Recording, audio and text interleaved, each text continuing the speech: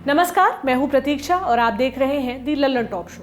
Modi cabinet में जितना बड़ा फेरबदल हुआ है उसे लगभग एक नई सरकार के शपथ ग्रहण की तरह समझा जा सकता है।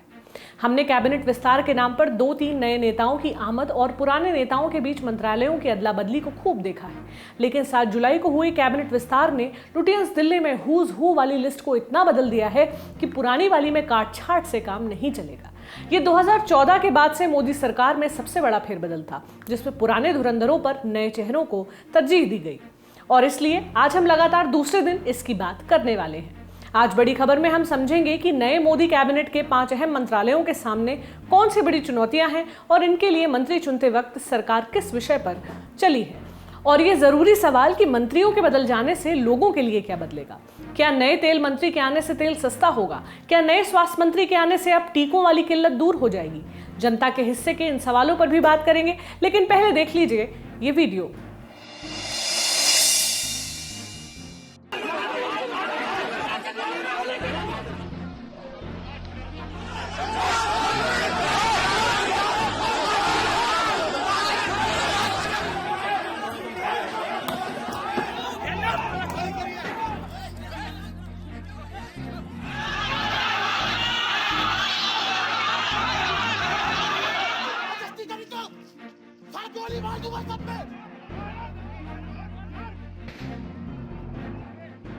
कहीं गोली चल रही, कहीं बम चल रहे, ईंट पत्थर और लाठियां भी चल रही हैं। कहीं एक दल का प्रत्याशी दूसरे दल के लोगों पर नामांकन ना करने का आरोप लगा रहे हैं, तो कहीं से प्रत्याशी को घेर कर उसका नामांकन पर्चा छीनने का वीडियो सामने आ रहा है।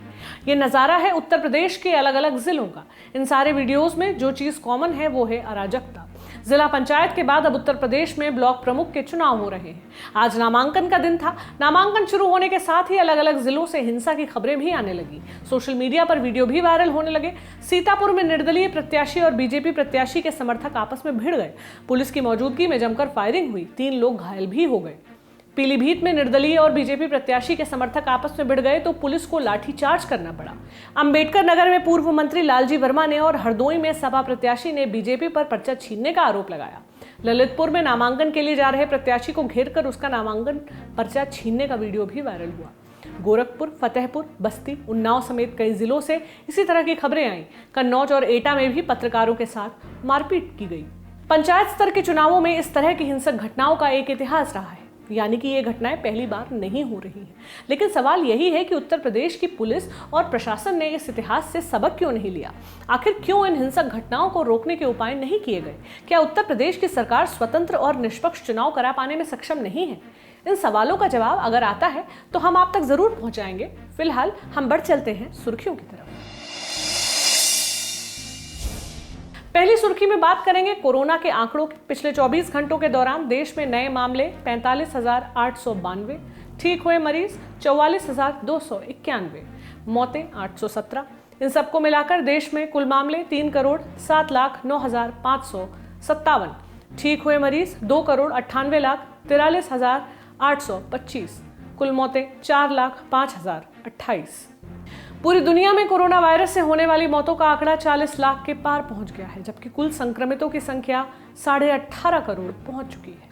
दूसरी सुर्खी सुप्रीम कोर्ट से है। सुप्रीम कोर्ट ने आज कहा कि दिल्ली विधानसभा की शांति एवं सौहार्द समिति के पास पूरा अधिकार है कि वो फेसबुक के अधिकारियों को किसी मसले पर समन कर सके।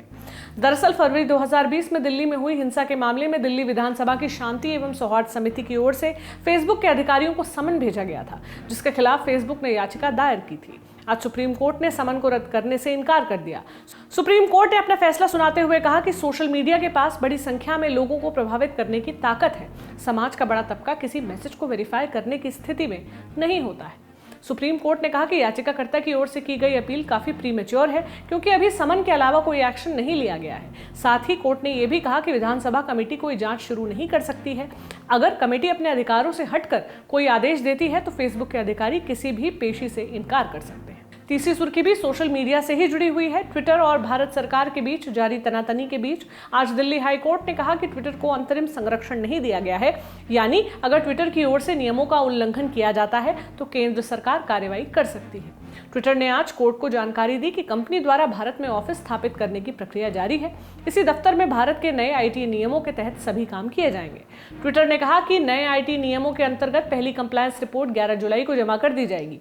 इसके अलावा ट्विटर ने 8 हफ्ते के भीतर मुख्य अनुपालन अधिकारी की नियुक्ति करने की भी बात कही। ट्विटर ने कहा कि इस पद के लिए जॉब पोस्ट निकाली गई है, लगातार इसके लिए एप्लीकेशंस भी आ रही हैं। मामले की अगली सुनवाई 28 जुलाई को होगी। दरअसल 25 फरवरी को केंद्र सरकार ने नए आईटी नियमों की घोषणा की थी। इसे लागू करने के लिए 3 महीने का समय भी दिया गया था। इन नियमों के तहत सोशल मीडिया कंपनियों को भारत में एक नोडल अधिकारी, शिकायत अधिकारी और अनुपालन अधिकारी की नियुक्ति करने को कहा गया था। इन्हीं नियमों को लेकर ट्विटर और सरकार के बीच खींचतान चल रही थी। एक चौंकाने वाली सुर्खी बनाई केयर्न एनर्जी मामले ने। ब्रिटेन की केयर्न एनर्जी फ्रांस की अदालत के आदेश के बाद वहां स्थित भारत सरकार की तकरीबन 20 संपत्तियों को जब्त करने जा रही है। ये रेट्रोस्पेक्टिव टैक्स का मामला है, माने किसी नए कानून को अतीत में लागू करना। केयर्न एनर्जी पेट्रोलियम उत्पाद की दुनिया में एक बड़ा नाम है। इस कंपनी के तहत कई कंपनियां दुनिया भर में काम करती हैं। 2006-07 में केयर्न यूके ने केयर्न इंडिया होल्डिंग्स के शेयर एक दूसरी कंपनी केयर्न इंडिया को ट्रांसफर कर दिए। तब आयकर विभाग ने इसे कैपिटल गेन का मामला माना और केयर्न इंडिया को 24,500 करोड़ का नोटिस थमा दिया। केयर्न ने इसके खिलाफ इनकम टैक्स अपीलेट ट्रिब्यूनल में अपील की, लेकिन हार गई। फिलहाल मामला दिल्ली उच्च न्यायालय में लंबित है। 2011 में केयर्न इंडिया अपना लगभग सारा कारोबार वेदांता को बेचकर भारत से चली गई। तब आयकर विभाग ने 10% कारोबार की बिक्री पर रोक लगा दी थी, क्योंकि कैपिटल गेन का मामला लंबित था।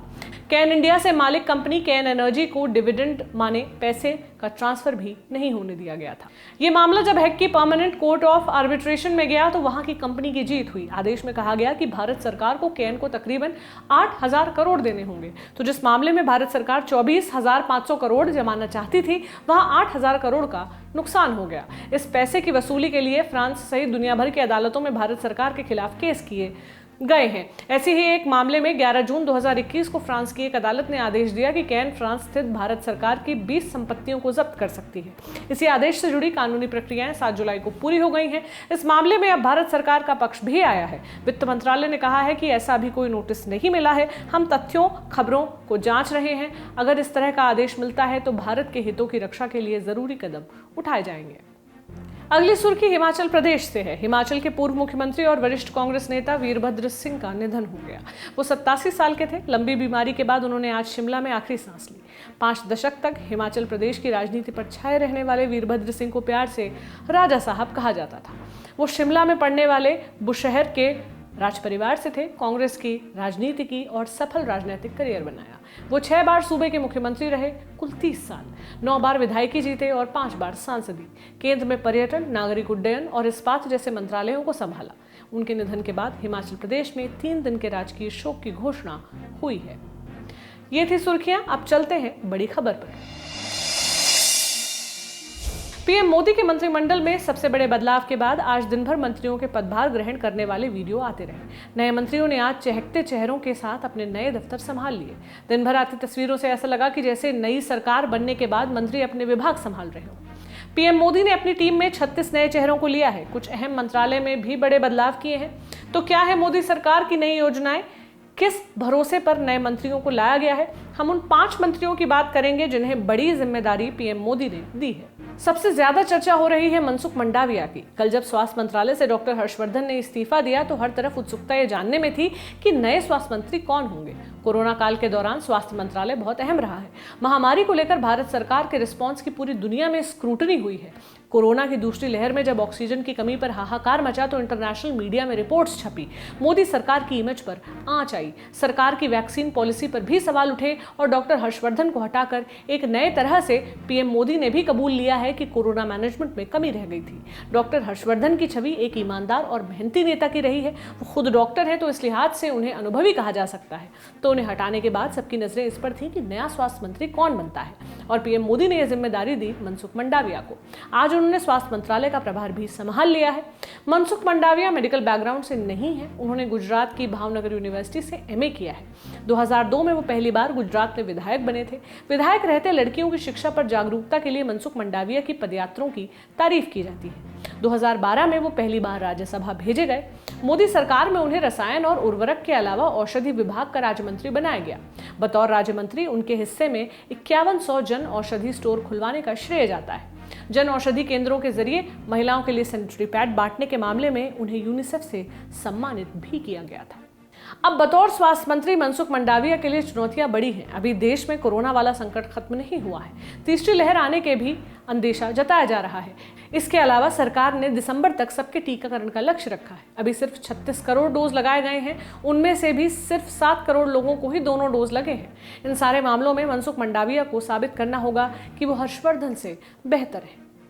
मंत्री बनने के बाद से सोशल मीडिया पर मनसुख मंडाविया को उनकी खराब अंग्रेजी के लिए ट्रोल भी किया जा रहा है। उनके पुराने ट्वीट निकाले जा रहे हैं जिनमें गलत अंग्रेजी लिखी गई है। इस बारे में हमारा कहना यह है कि किसी की अच्छी या खराब अंग्रेजी से उसकी काबिलियत का पैमाना तय नहीं किया जाना चाहिए। अंग्रेजी एक भाषा है, हम स्कूलों में सीखते हैं और हो सकता है कि हम में से कई लोगों की अंग्रेजी अच्छी ना हो। ये भी हो सकता है कि किसी की अंग्रेजी अच्छी हो लेकिन हिंदी अच्छी ना हो। तो इस हिसाब से किसी के काम को जज नहीं किया जा सकता। आगे बढ़ते हैं। मोदी कैबिनेट में दूसरा अहम नाम है अश्विनी वैष्णव का। ये नाम भी एक सरप्राइजिंग एलिमेंट की तरह था। शायद बहुत लोगों ने पहली बार ही अश्विनी वैष्णव का नाम सुना होगा। अश्विनी वैष्णव को कैबिनेट मंत्री बनाया गया और फिर रेलवे और आईटी जैसे अहम मंत्रालय उनको सौंपे गए। उन्होंने भी आज कार्यभार संभाल लिया है। अश्विनी वैष्णव के लिए कहा जा रहा है कि इनकी सीवी के आधार पर ही इन्हें इतनी बड़ी जिम्मेदारी दी गई है। तो क्या है इनकी सीवी में? आईआईटी कानपुर से एमटेक है। 1994 में आईएएस बने। पूरे देश में 27वीं रैंक मिली थी। ओडिशा कैडर मिला। ओडिशा के कई जिलों में डीएम रहे। 2003 में अश्विनी को उस वक्त के पीएम अटल बिहारी वाजपेयी का डिप्टी सेक्रेटरी बनाया गया था। कहते हैं उसी दौरान अश्विनी नरेंद्र मोदी के संपर्क में आए। आईएएस से इस्तीफा देने के बाद कॉर्पोरेट सेक्टर की कंपनियों में डायरेक्टर रहे। अमेरिका की प्रतिष्ठित वॉर्टन बिजनेस स्कूल से एमबीए किया। एंटरप्रेन्योर भी बने। नई कंपनी शुरू की और फिर 2019 में अश्विनी वैष्णव को बीजेपी ने नवीन पटनायक की बीजेडी के सहयोग से राज्यसभा भेजा और अब अश्विनी वैष्णव को सीधे कैबिनेट मंत्री बना दिया गया है। रेल मंत्रालय दिया गया है। केंद्र में रेलवे को बहुत अहम मंत्रालय माना जाता रहा है। 2014 से पहले गठबंधन वाली सरकारों में रेल मंत्रालय कांग्रेस या बीजेपी अपने बड़े सहयोगियों को दिया करती थी। ममता बनर्जी, नीतीश कुमार, लालू यादव जैसे नेता पहले की एनडीए और यूपीए सरकारों में रेल मंत्री रहे हैं। मोदी सरकार के दौर में रेल मंत्रालय का पॉलिटिकल वेटेज घटा दिया गया। पिछली सरकार में सुरेश प्रभु को रेल मंत्री बनाया गया था, फिर पीयूष गोयल को रेल मंत्रालय दिया गया और अब अश्विनी वैष्णव को इस रेल मंत्रालय का प्रभार दिया गया है। इसके पीछे सरकार का विजन रेलवे को तकनीकी तौर पर मॉडर्न बनाना बताया जा रहा है। अश्विनी वैष्णव को रेलवे के साथ ही सूचना और प्रौद्योगिकी मंत्रालय भी दिया गया। रिपोर्ट्स के मुताबिक रेलवे और आईटी दोनों का एक ही मंत्री बनाया गया ताकि सामंजस्य से रेलवे में तकनीक का इस्तेमाल बेहतर किया जा सके। बतौर सूचना प्रौद्योगिकी मंत्री भी अश्विनी वैष्णव के सामने कई चुनौतियां हैं। वो एक ऐसे दौर में मंत्रालय संभाल रहे हैं जब दुनिया की बड़ी कंपनी ट्विटर का सरकार से झगड़ा चल रहा है। ट्विटर से झगड़े को सही से हैंडल करने में रविशंकर प्रसाद नाकाम दिखे। सरकार की साख पर सवाल उठे। माना जा रहा है कि इसके लिए उनकी कुर्सी चली गई। अब नए मंत्री अश्विनी वैष्णव ने ट्विटर वाले झगड़े पर क्या कहा, सुनिए। भारत में रहने वाले हर व्यक्ति को, भारत में काम करने वाली हर कंपनी को, सभी को भारत के नियम मानने चाहिए। अगर वो नहीं मानते क्योंकि आपकी तरफ से नोटिस गया वो मंत्रालय पूरा इसका स्टडी करूंगा। अब देखना है कि अश्विनी वैष्णव इस झगड़े को कैसे मैनेज करते हैं। हम आगे बढ़ते हैं। तीसरा नाम है ज्योतिरादित्य सिंधिया। ज्योतिरादित्य सिंधिया को नागरिक उड्डयन मंत्री बनाया गया है। उनके पिता माधवराव सिंधिया भी 1991 से 93 के बीच नरसिम्हा राव सरकार में नागरिक उड्डयन मंत्री थे। अब 27 साल बाद ये मंत्रालय ज्योतिरादित्य को मिला है। मोदी सरकार में नागरिक उड्डयन मंत्रालय को भी प्राथमिकता में रखा गया है। पहले कार्यकाल से ही मोदी सरकार ने सस्ते विमान किराए और घरेलू उड़ानें बढ़ाने पर खास जोर दिया था। देश में 100 एयरपोर्ट बनाने का लक्ष्य उड़ान योजना के तहत रखा गया था। इसके अलावा मौजूदा एयरपोर्ट्स के प्राइवेटाइजेशन का काम भी चल रहा है। अब तक हरदीप पुरी के पास ये मंत्रालय था। अब यहां से आगे ले जाने का जिम्मा ज्योतिरादित्य सिंधिया को दिया गया है। नागरिक उड्डयन मंत्रालय में अभी चुनौतियां पहाड़ जैसी हैं। कोरोना की वजह से एयरलाइंस कंपनियों का भारी नुकसान हुआ है। पैसेंजर्स कम हैं, ईंधन के दाम बढ़ रहे हैं, कंपनियां का कर्ज बढ़ रहा है और ये भी पता नहीं है कि कोरोना कब खत्म होगा और कब इस सेक्टर में रौनक लौटेगी। दूसरी तरफ एयर इंडिया में विनिवेश की कोशिश सरकार लंबे वक्त से कर रही है। अभी तक कोई खरीदार नहीं मिला है, तो ये ज्योतिरादित्य सिंधिया के सामने बड़ी चुनौती होगी। ज्योतिरादित्य सिंधिया की दक्षता पर भी कोई सवाल नहीं। वो हार्वर्ड यूनिवर्सिटी से ग्रेजुएट है और अमेरिका की स्टैनफोर्ड बिजनेस स्कूल से MBA है। आज अपना प्रभार संभालने के बाद उन्होंने क्या कहा, सुनिए। प्रधानमंत्री श्री नरेंद्र मोदी जी, हमारे पार्टी के अध्यक्ष श्री नड्डा जी, गृह मंत्री अमित शाह जी को तहे दिल से धन्यवाद अर्पित करना चाहता हूं। जो जिम्मेदारी उन्होंने मुझे दी है, पूरी लगन से, पूरी निष्ठा से और पूरी क्षमता से इस जिम्मेदारी को निभाने की मैं कोशिश करूंगा और मुझे आशा है कि जो अपेक्षाएं हैं उन अपेक्षाओं पर मैं खड़े उतरूं। मेहनत, मशक्कत और उसी भाव के साथ कार्य करूंगा जिस तरीके से मैंने पिछले 15-20 साल जनसेवा में कार्य किया है। चौथा नाम है धर्मेंद्र प्रधान का। पहले पेट्रोलियम मंत्री थे, अब शिक्षा मंत्रालय दिया गया है। बतौर पेट्रोलियम मंत्री तेल की बढ़ी कीमतों पर बयानों को लेकर वो कई बार ट्रोल हुए। कभी उन्होंने कहा कि सर्दियों की वजह से तेल के दाम ज्यादा हैं, कभी कहा कि तेल के दामों का असर आम आदमी पर नहीं पड़ेगा और इन बयानों का फिर सोशल मीडिया पर मजाक बनाया गया। उनके दौर में पेट्रोल डीजल की कीमतें रिकॉर्ड ऊंचाइयों पर गई, लेकिन अब पेट्रोलियम मंत्रालय से शिक्षा मंत्रालय में भेजा जाना धर्मेंद्र प्रधान का प्रमोशन कहा जा रहा है, क्योंकि शिक्षा के मामले में मोदी सरकार की कई महत्वाकांक्षी योजनाएं अधूरी पड़ी हैं। पिछले साल मोदी सरकार ने नई शिक्षा नीति का ऐलान किया था। इसके जरिए शिक्षा की मौजूदा व्यवस्था में बड़े बदलाव करने की योजना है। कोरोना की वजह से ये काम शुरू नहीं हो पाया। अब ये जिम्मा धर्मेंद्र प्रधान के कंधों पर है। इसके अलावा कोरोना काल में परीक्षाओं का काम भी अस्त व्यस्त है। पिछले साल मार्च के बाद परीक्षाएं ठीक से नहीं हो पाई। नीट और जेईई जैसी परीक्षाएं भी करवानी है। आज प्रधानमंत्री नरेंद्र मोदी ने भी नए शिक्षा मंत्री और राज्य मंत्रियों के अलावा कुछ बड़े संस्थानों के निर्देशकों के साथ वर्चुअल बैठक की, यानी पीएम मोदी का भी इस मंत्रालय पर खास जोर है। तो अब देखना है कि धर्मेंद्र प्रधान नए विभाग में कैसे साबित होते हैं। पांचवा नाम है अनुराग ठाकुर का। हिमाचल प्रदेश से आने वाले बीजेपी नेता पहले वित्त मंत्रालय में राज्य मंत्री थे, अब कैबिनेट में शामिल हुए हैं। सूचना और प्रसारण मंत्रालय मिला है।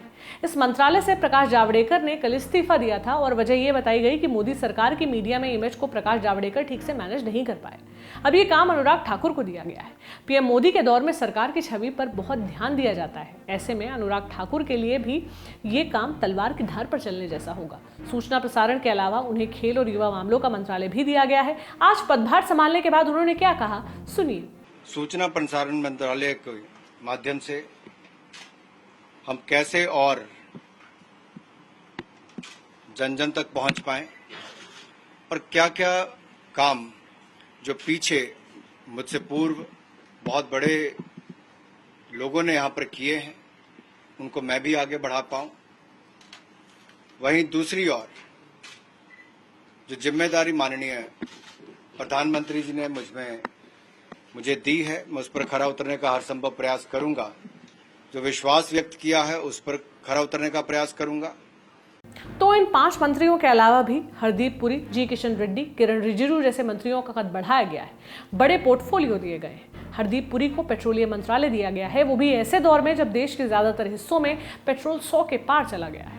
अब जो सवाल पिछले तेल मंत्री धर्मेंद्र प्रधान से पूछे जाते थे वो हरदीप पुरी से पूछे जाएंगे। सवाल कि तेल की कीमतें कब कम होंगी। मंत्रिमंडल में विस्तार के बाद आज पीएम मोदी ने कैबिनेट की पहली बैठक की। कैबिनेट बैठक के बाद पूरी मंत्रिपरिषद के साथ भी प्रधानमंत्री मोदी ने बैठक की। नई कैबिनेट की पहली बैठक में आज कृषि और स्वास्थ्य पर सरकार ने कई फैसले लिए।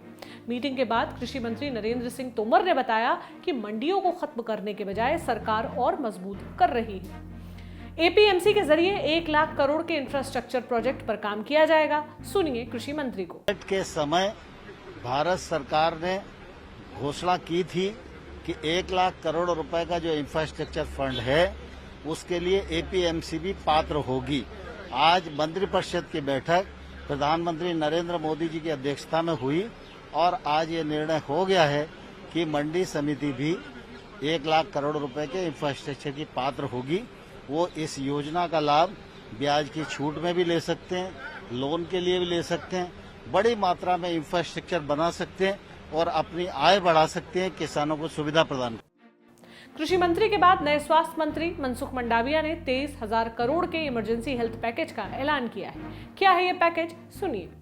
सेकंड वेव्स में हमें जो दिक्कतें हमारे सामने आई, जो समस्याएं हमारे सामने आई, वो भविष्य में हमारे सामने इस स्थिति को हम भविष्य में कैसे निपटे, उसके लिए ये पैकेज 2 लाया गया है। पैकेज 2 में कुल मिला के 23,123 करोड़ रुपीस, 23,000 करोड़ रुपीस का एक पैकेज है। ये पैकेज में कुल मिला के केंद्र सरकार और राज्य सरकार दोनों साथ में मिलके उसका इम्प्लीमेंटेशन करेंगे और ये पैसा स्टेट को दिया जाएगा।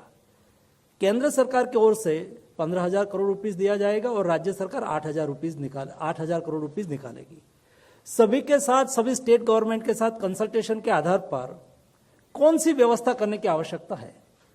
सेकंड वेव्स में हमने देखा कि देश में बेड आज के दिन में जो पीक पर पहुंचा था सेकंड वेव्स, तो क्या स्थिति थी, उसको देखते हुए क्या करना चाहिए। देश में भविष्य में ऑक्सीजन की क्राइसिस ना खड़ी हो, उसके लिए क्या करना चाहिए। सभी स्टेट के साथ विस्तार से कंसल्टेशन हुआ। क्रिटिकल मेडिसिन की कोई किल्लत ना हो, उसके लिए भी व्यवस्था भविष्य के लिए बनाने के लिए, और भविष्य में बच्चों में कोविड का फैलावा हो तो उसके सामने हम कैसी व्यवस्था करें। एक कुल मिला के ये सारे विषय को जोड़ के तो पहली बैठक के फैसलों से सरकार की पॉजिटिव छवि बनाने वाली कोशिश दिखती है। मंत्रिमंडल में विस्तार के बाद अब पीएम मोदी और बीजेपी की अगली योजना क्या है, इसे लेकर टिप्पणीकार कयास लगा रहे हैं कि अब बीजेपी के संगठन में बड़ा बदलाव होगा। भूपेंद्र यादव जैसे नेताओं के सरकार में आने से संगठन में जो जगह खाली हुई है वहां नई नियुक्तियां होंगी। अनुमान है कि मंत्रिमंडल की तरह ही संगठन में भी बहुत बड़ा बदलाव होने वाला है। इन बदलावों का लक्ष्य अगले साल के विधानसभा चुनाव और अंतिम लक्ष्य 2024 के लोकसभा चुनाव है। लेकिन मंत्री और नेता बदलने से सरकार की लोगों में छवि कितनी बदलती है, ये देखने के लिए अभी हमें कुछ इंतजार करना पड़ेगा। आज के शो में बस इतना ही। आप अपना ख्याल रखिए। शुक्रिया। शुभ रात्रि।